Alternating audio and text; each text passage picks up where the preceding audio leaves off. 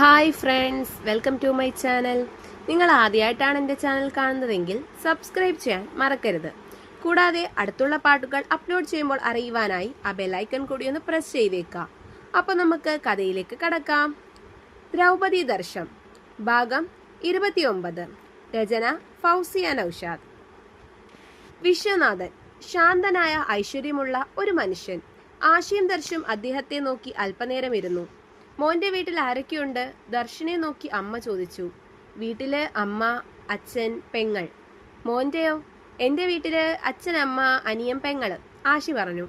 അമ്മയ്ക്ക് ഫോണില്ലെന്ന് അനു പറഞ്ഞു. വാങ്ങാനുള്ള സാഹചര്യമായിരുന്നില്ല. നമുക്ക് വൈകിട്ട് എല്ലാവർക്കും കൂടി ഒരുമിച്ച് ടൗണിൽ പോയി വാങ്ങാം, ദർശു പറഞ്ഞു. അയ്യോ, അതൊന്നും വേണ്ട മോനെ, അതിന്റെ ആവശ്യമില്ല. ആവശ്യമുണ്ടമ്മ. അമ്മ എതിർപ്പൊന്നും പറയണ്ട. നമുക്ക് ഏതായാലും ഇന്ന് വൈകിട്ടൊന്ന് പുറത്തു പോവാം. കുറച്ച് ദിവസം ഞങ്ങൾ എല്ലാവരും ഇവിടെ ഉണ്ടാവും. ദർശ അവിടെ താമസിക്കുന്ന കാര്യം പറഞ്ഞത് കേട്ട് അവർക്കെല്ലാവർക്കും സന്തോഷമായി. ഉച്ചയ്ക്കുള്ള ആഹാരം ഉണ്ടാക്കാൻ എല്ലാവരും കൂടി കയറിയെങ്കിലും അമ്മ എല്ലാവരോടും റെസ്റ്റ് എടുക്കാൻ പറഞ്ഞു. അല്പസമയത്തിനുള്ളിൽ ചോറും മീൻകറിയും മോരും മീൻ വറുത്തതും ബീട്രൂട്ട് തോരനും പപ്പടവും ഒക്കെ മേശയിൽ നിരന്നു. അടിപൊളി, നല്ല നാടൻ ഊണ്, ഇന്ന് പൊളിക്കും. ആശയുടെ വായിൽ വെള്ളമൂറി. എല്ലാവരും ഒരുമിച്ചിരുന്ന് ആഹാരം കഴിച്ചു. ഇനി മക്കൾ പോയി അല്പനേരം വിശ്രമിക്ക്. കുറെ യാത്ര ചെയ്തതല്ലേ. അനു, മുറി റെഡിയാക്കി കൊടുക്കടി. അവളെ ശിവയ്ക്കും ദർശിനും വേണ്ടി ഉള്ളതിൽ നല്ല ബെഡ്ഷീറ്റ് വിരിച്ച് ബെഡ് റെഡിയാക്കി. അച്ഛനുള്ളപ്പോ അമ്മയും അച്ഛനും അവിടെയായിരുന്നു കിടന്നിരുന്നത്. ആശയ്ക്ക് വേണ്ടി അടുത്ത മുറിയിലെ സിംഗിൾ കോട്ട് ബെഡും റെഡിയാക്കി. അവള് ബെഡ്ഷീറ്റ് വിരിക്കുമ്പോൾ ആശി അവിടേക്ക് വന്നു. അതെ, എനിക്ക് ക്ഷീണമൊന്നുമില്ല, ഇപ്പൊ കിടക്കുന്നില്ല. അതെന്താ? കുറെ യാത്ര ചെയ്തതല്ലേ, അല്പം വിശ്രമിക്കൂ, അവള് പറഞ്ഞു. തനിക്ക് റെസ്റ്റ് എടുക്കണോ? വേണ്ട, എനിക്ക് കുഴപ്പമൊന്നുമില്ല. എനിക്ക് നല്ല ബോറടിക്കുന്നുണ്ട്. നമുക്ക് വല്ലതും സംസാരിച്ചിരിക്കാടോ. അവൾ പുഞ്ചിരിയോടെ ബെഡിലിരുന്നു. ഓക്കെ. അമ്മയ്ക്ക് നല്ല കൈപ്പുണ്യം ഉണ്ടല്ലോ. അനുവിനും ഇതൊക്കെ അറിയോ? I mean cooking. അറിയാം, കുറേയൊക്കെ. അമ്മ ജോലിക്ക് പോവും, ഏതെങ്കിലും വീട്ടുജോലി അല്ലെങ്കിൽ ഏതെങ്കിലും കടയില്, അങ്ങനെ എന്തെങ്കിലും. എന്നെ പഠിപ്പിക്കാൻ വേണ്ടിയാ, കുടുംബം നോക്കാൻ വേണ്ടി. ശ്യാമു രണ്ടാനച്ഛനൊക്കെ വെറുതെയാ, ദ്രോഹം അല്ലാതെ അവരെ കൊണ്ട് ഉപകാരമൊന്നുമില്ല. അപ്പോ അമ്മ കുറെ ഒക്കെ ഒതുക്കിയിട്ടാ ജോലിക്ക് പോവാ. എന്നാലും പാവല്ലേ, എല്ലാം കൂടെ എങ്ങനെയാ ചെയ്യാ? അപ്പൊ ഞാനെല്ലാം പഠിച്ചു, പാചകവും വീട്ടുജോലിയും എല്ലാം. അതിന്റെ ഇടയിൽ കൂടെ എന്റെ പഠിപ്പും. ഗ്രേറ്റ്. ഇങ്ങനെയുള്ള പെൺകുട്ടികളെ ഞാൻ ആദ്യമായിട്ട് കാണാം. നിങ്ങളെ വെച്ച് നോക്കുമ്പോ എന്റെ പെങ്ങളും ദച്ചുവും ഒക്കെ എത്ര ലക്കിയാ. അവർ ഒരു കഷ്ടപ്പാടും അറിഞ്ഞിട്ടില്ല. സുഖം തന്നെയാ. ആശയുടെ സംസാരം കേട്ട് അവൾ മെല്ലെ പുഞ്ചിരിച്ചു. അവനവളുടെ മുഖത്ത് നിന്ന് കണ്ണെടുക്കാനേ തോന്നിയില്ല. ഒരു തരം നിഷ്കളങ്ക സൗന്ദര്യം. ശിവാനിയുടെ അത്ര സൗന്ദര്യവും പൂച്ചക്കണ്ണൊന്നും ഇല്ലെങ്കിലും ശ്യാമയും സുന്ദരിയാണ്. ശിവയുടെ ഒരു മുഖക്കെട്ടും ഉണ്ട്. എന്താ ഇങ്ങനെ നോക്കുന്നേ? ഏയ്, താൻ കോസ്മെറ്റിക്സ് ഒന്നും യൂസ് ചെയ്യാറില്ലേ? ഉണ്ടല്ലോ, ഞാൻ കൺമഷി ഇടും വല്ലപ്പോഴും. പിന്നെ ചെറിയ ബീട്രൂട്ട് കഷ്ണം ഉണ്ടേ. ലിപ്സ്റ്റിക് ആയില്ലേ. പൗഡറും ക്രീമും ഒക്കെ എന്തിനാ? അതൊന്നും എനിക്ക് ഇഷ്ടമല്ലെന്നേ. അതാ നല്ലത്, അതൊന്നും ഉപയോഗിക്കാത്തത്. അച്ഛനെ മിസ് ചെയ്യുന്നുണ്ടോ? ആശി ചോദിച്ചു. ഒരുപാട്. അത് സ്വർഗമായിരുന്നു ആശിയേട്ടാ. അച്ഛൻ. അവളുടെ കണ്ണുകളിലെ വേദന അവന് കാണാൻ സാധിച്ചു. എന്നാലേ അല്പം കിടന്നു, ഞാൻ അമ്മയുടെ അടുത്തേക്ക് ചെല്ലട്ടെ. ശ്യാമയുടെ പോക്കം നോക്കി അവൻ ആലോചനയോടെ ഇരുന്നു. ശിവാനി കിടന്നത് മാത്രമേ ദർശു കണ്ടോളൂ. അവൻ വെള്ളം കുടിച്ചു വരുമ്പോഴേക്കും അവൾ ഉറങ്ങിപ്പോയിരുന്നു. അവൻ അവളുടെ അടുത്ത് വന്നിരുന്നു. അവളെ വാത്സല്യത്തോടെ നോക്കി. ഇന്നലെ രാത്രി അവൾ ഉറങ്ങിയിരുന്നില്ലല്ലോ, പാവം, ഡ്രൈവിംഗ് ആയിരുന്നു. ഉറങ്ങട്ടെ. അവൻ അവളുടെ മുടിയിൽ വാത്സല്യത്തോടെ തലോടി. വൈകിട്ടായതും ശ്യാം വന്നിരുന്നു. ഓ, എല്ലാവരും പള്ളിയുറക്കത്തിലാണല്ലോ. മറ്റോനെയും കൂട്ടി വന്നിരിക്കുക അവള്. ശ്യാമയുടെ മുടിയിൽ കയറി പിടിച്ച് അവൻ ആക്രോശിച്ചു. കൈയെടുക്ക് ശ്യാം, ഇല്ലെങ്കിൽ നീ എന്ത് ചെയ്യോടി? ശ്യാമയുടെ മുടിയിൽ നിന്ന് കൈയെടുക്കാൻ കൂട്ടാക്കാതെ അവൻ ചോദിച്ചു. എന്റെ കൊച്ചിനെ വിടടാ. അമ്മ അവന്റെ കൈ പിടിച്ച് മാറ്റാൻ നോക്കിയെങ്കിലും അവൻ അവരെ തള്ളി മാറ്റി. ബാക്കി എല്ലാവരും മുറിയിൽ ഉറക്കത്തിലായിരുന്നു. വിട് ശ്യാം. ശ്യാം വേദന കൊണ്ട് അലറി. കൈയെടുക്കടാ. പെട്ടെന്ന് ശബ്ദം കേട്ട് അവൻ തിരിഞ്ഞു നോക്കി. അശ്വിക്, നീ ആരാടാ അത് പറയാൻ? ഞാൻ ആരോ ആയിക്കോട്ടെ. പെൺപിള്ളേരുടെ മേൽ കൈവയ്ക്കാൻ പാടില്ലെന്ന് നിനക്കറിയില്ലേ? ഓ, ഒരു പുണ്യാളൻ. നീയോ അവരും കൂടി ഇവളുമാരെ വെച്ചോണ്ടിരിക്കുകയല്ലേടാ. ആശി നിന്നിടത്ത് നിന്ന് ചാടി ഷ്യാമിന്റെ ചെകിട്ട തൊന്നു കൊടുത്തു. അപ്രതീക്ഷിതമായതിനാൽ അവന്റെ കൈ ശ്യാമയുടെ കയ്യിൽ നിന്ന് മേലെ നിന്ന് വിട്ടിരുന്നു. എടാ നായേ, നീയല്ല ഞങ്ങൾ രണ്ടുപേരും. നിന്നെപ്പോലുള്ളവന്മാരാ ആണുങ്ങളുടെ വില കളയുന്നേ. ശ്യാമിന്റെ കുത്തിന് കയറി പിടിച്ച് ആശി അവന്റെ രണ്ട് കവിളിലും മാറി മാറി അടിച്ചു. ശ്യാമു വില്ലത്തരം കാണിക്കുമെങ്കിലും ആശിയുടെയും ദർശിന്റെയും കൈക്കരുത്തിന് മുന്നിൽ അവൻ ഒന്നുമല്ല എന്നവന് തന്നെ നന്നായിട്ടറിയാം. ഈ കൈ കൊണ്ടല്ലേ നീ അനുവിനെ തൊട്ടത്? ഇനി മേലിൽ അവളുടെ മേൽ നിന്റെ കൈ പതിഞ്ഞ അരിഞ്ഞ് ഞാൻ നായി കിട്ടു കൊടുക്കും. ആശി അവന്റെ കൈ പിടിച്ചു തിരിച്ചു. അവന്റെ കണ്ണുകളിൽ വല്ലാത്ത പകയും ക്രോധവും നിഴലിച്ചിരുന്നു. ആശയുടെ ആ ഭാവം ആദ്യമായിട്ട് കാണുന്ന ശ്യാമയും ഒന്ന് നടുങ്ങി.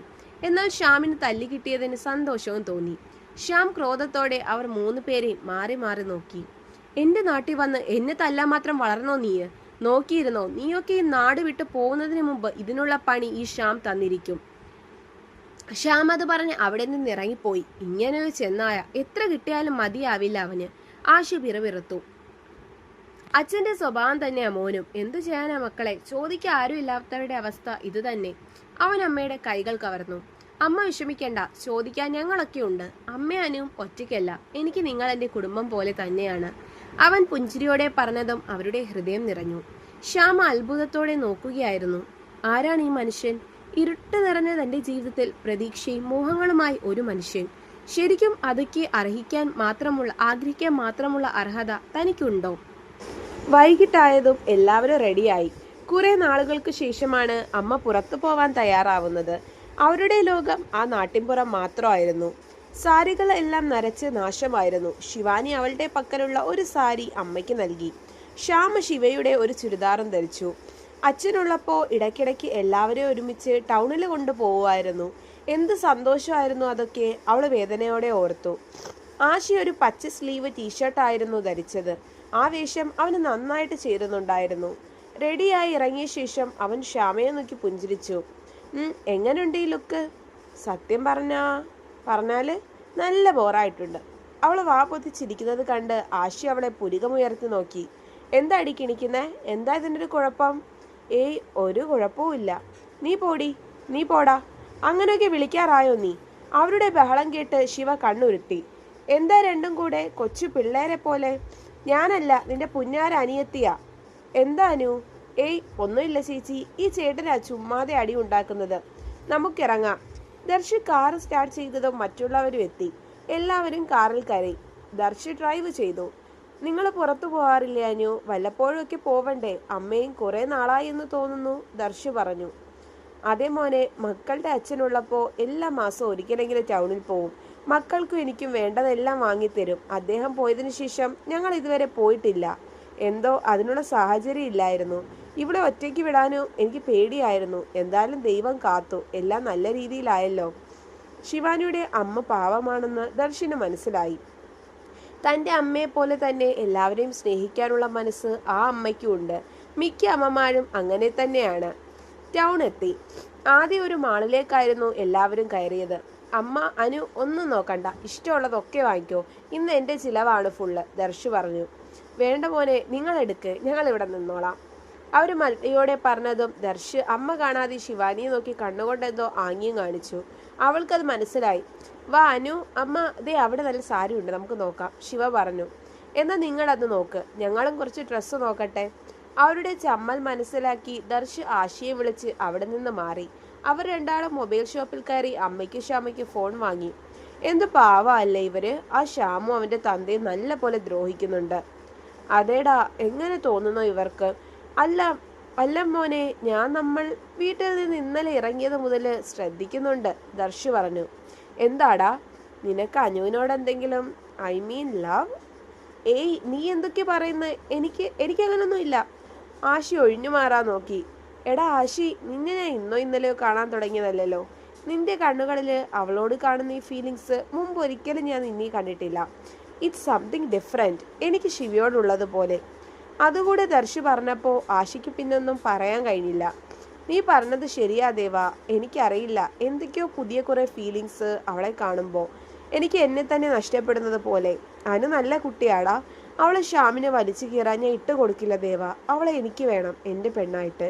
ഞാൻ പൊന്നുപോലെ നോക്കിക്കോളാടാ അവളെ. ദർശിന്റെ കൈകളിൽ മുറുകെ പിടിച്ച് ആശി പറഞ്ഞതും ദർശും അത്ഭുതപ്പെട്ടു. ഇതിനു മുമ്പൊരിക്കലും ആശി ദർശിനോട് ഇങ്ങനെയൊന്നും പറഞ്ഞിട്ടില്ല. അങ്ങനെ പെട്ടെന്നൊന്നും ആരോടും ഒന്നും തോന്നുന്ന പ്രകൃതവുമല്ല അവൻ്റേത്. അവൻ ഇത്രമാത്രം ആത്മാർത്ഥതയോടെ പറയണമെങ്കിൽ അതെ, അവൻ അവളെ സ്നേഹിക്കുന്നുണ്ട്. നീ എന്താ ദേവ ഒന്നും പറയാത്തത്?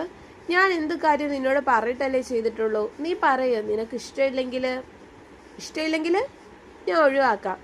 ശരിക്കും നീ അവളെ വേണ്ടെന്ന് വെക്കുമോ? അവളോട് ഞാൻ ഒരിക്കലും എൻ്റെ ഇഷ്ടം പറയില്ല, പക്ഷേ അവളെന്നും എൻ്റെ ഹൃദയത്തിലുണ്ടാവും. വേറൊരു പെണ്ണ് ആശിയുടെ ജീവിതത്തിലുണ്ടാവില്ല, ആശി പറഞ്ഞു. എന്നാൽ അങ്ങനെ ആവട്ടെ. ദർശ്യം വിട്ടുകൊടുത്തില്ല. പക്ഷെ ദർശത് പറഞ്ഞതും ആശി വല്ലാതെയായി. അവൻ തല കുനിച്ചിരുന്നു. എന്റെ പൊന്ന് സഹോദരൻ, എനിക്ക് വേണ്ടി അത്ര വലിയ ത്യാഗമൊന്നും ചെയ്യണ്ട. നിനക്ക് അവളെ അത്ര ഇഷ്ടമാണെങ്കിൽ നിന്റെ ഒപ്പം ഞാനുണ്ട്. അവൾ എന്റെ പെങ്ങളാ. ഒരാങ്ങളയുടെ സ്ഥാനത്ത് നിന്ന് ഞാൻ നടത്തി തരും നിങ്ങളുടെ വിവാഹം. എന്തു പറയുന്നു? ദർശത് പറഞ്ഞതും സന്തോഷത്തോടെ ആശി അവനെ കെട്ടിപ്പിടിച്ച് ഉമ്മ കൊടുത്തു. ചുറ്റും പോകുന്നവരൊക്കെ ഇതാരെന്ന മട്ടിൽ അവരെ നോക്കി. ദർശ അവനെ മാറ്റി. അയ്യേ, എന്താ നീ കാണിക്കുന്നത്? വിട് വിട്. അവർ ഫോണും വാങ്ങി അവിടെ നിന്നിറങ്ങി. ശിവാനി ആദ്യം അമ്മയ്ക്കുള്ള സാരി നോക്കി. ഉള്ളതിൽ ഏറ്റവും മികച്ച കുറെ സാരി അവൾ എടുത്തു. അയ്യോ, ഇതൊക്കെ എന്നാ വിലയാ? ഇതൊന്നും വേണ്ട മോളെ. അതൊന്നും അമ്മ നോക്കണ്ട, അമ്മയ്ക്ക് ഇഷ്ടപ്പെട്ടത് എടുക്ക്. അവൾ കുറെ സാരി വാങ്ങി. അനുവിന് ഇഷ്ടപ്പെട്ടത് വാങ്ങി. അവൾ 2 സാരി എടുത്തു. ബ്ലൗസ് അവിടെ തന്നെ തയ്ക്കാൻ കൊടുത്തു. തയ്ക്കുന്ന സമയത്ത് അനുവിന് കോളേജിലിടാൻ നല്ല ടോപ്പും ചുരിദാറും ഒക്കെ സെലക്ട് ചെയ്തു. അവളും കുറെ നാളായിരുന്നു പുതിയ വസ്ത്രങ്ങൾ കണ്ടിട്ട്. കോളേജിൽ എല്ലാവരും പുതിയ ഡ്രസ്സിട്ട് വരുമ്പോൾ കൊതിയോടെ അവളും നോക്കി നിൽക്കുമായിരുന്നു. പുതിയ വസ്ത്രങ്ങൾ കിട്ടിയതിന്റെ സന്തോഷമാണ് അവക്കും. അവർ ഡ്രസ്സെല്ലാം എടുത്തു കഴിഞ്ഞാണ് ദർശു ആശി വന്നത്. കഴിഞ്ഞു ശിവ? ഡ്രസ്സ് വാങ്ങി. കുറച്ച് അത്യാവശ്യ സാധനങ്ങൾ കൂടിയുണ്ട്. ഒരു 10 മിനിറ്റ്. ശ്യാമയ്ക്ക് വേണ്ട കുറച്ച് ബുക്സും ചെരുപ്പും വീട്ടിലേക്ക് അത്യാവശ്യം കുറച്ച് സാധനങ്ങളും വാങ്ങി. ദർശു ബില്ല് പേ ചെയ്തു. ഷോപ്പിംഗ് എല്ലാം കഴിയുമ്പോൾ രാത്രിയായി. അവരെല്ലാവരും ഡിന്നർ കഴിക്കാൻ കയറി. ഫുഡ് ഓർഡർ ചെയ്തു. ആശി ശ്യാമയുടെ അടുത്തായിരുന്നു ഇരുന്നത്. നിനക്ക് കോളേജിൽ വല്ല പ്രണയവും ഉണ്ടോടി? ആശി ശ്യാമയോട് ചോദിച്ചു. തുടരും. അപ്പോൾ നിങ്ങൾക്ക് എൻ്റെ കഥ ഇഷ്ടമായെങ്കിൽ ലൈക്ക് ചെയ്യാനും ഷെയർ ചെയ്യാനും കമൻറ്റ് ചെയ്യാനും മറക്കണ്ട. നന്ദി.